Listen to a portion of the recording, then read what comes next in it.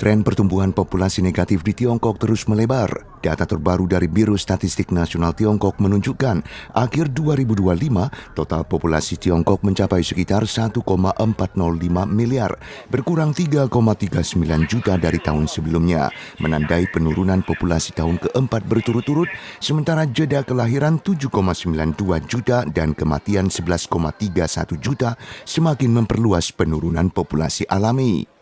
Menurut data resmi, tingkat kelahiran Tiongkok pada tahun 2025 turun menjadi 5,63 per 1.000 orang, terendah sejak 1949.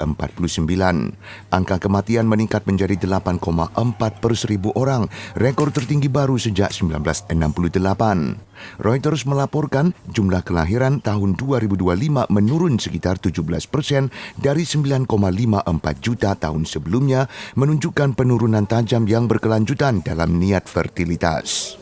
Masalah populasi yang menua juga semakin serius. Warga berusia 60 tahun ke atas saat ini mencapai sekitar 23% dari total populasi Tiongkok. Perkiraan untuk 2035, populasi berusia 60 tahun ke atas akan mencapai 400 juta. Karena sejumlah besar orang akan meninggalkan pasar kerja, tekanan keuangan pada sistem pensiun dan perawatan kesehatan pasti akan meningkat lebih lanjut. Untuk membalikkan penurunan angka kelahiran, Tiongkok telah secara berturut-turut memperkenalkan sejumlah kebijakan pro-natalis, termasuk mengizinkan warga mendaftarkan pernikahan di mana saja dan menyediakan langkah-langkah pendukung seperti subsidi kelahiran dan perumahan terjangkau. Namun para ahli demografi percaya penyesuaian kelembagaan seperti itu hanya dapat membawa efek jangka pendek, tidak mungkin mengubah tren angka kelahiran yang rendah secara struktural.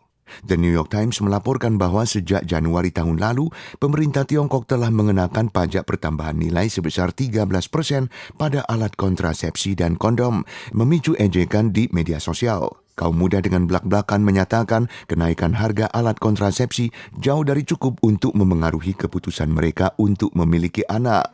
Dibandingkan dengan biaya membesarkan anak yang tinggi, beban pajak terkait hampir dapat diabaikan.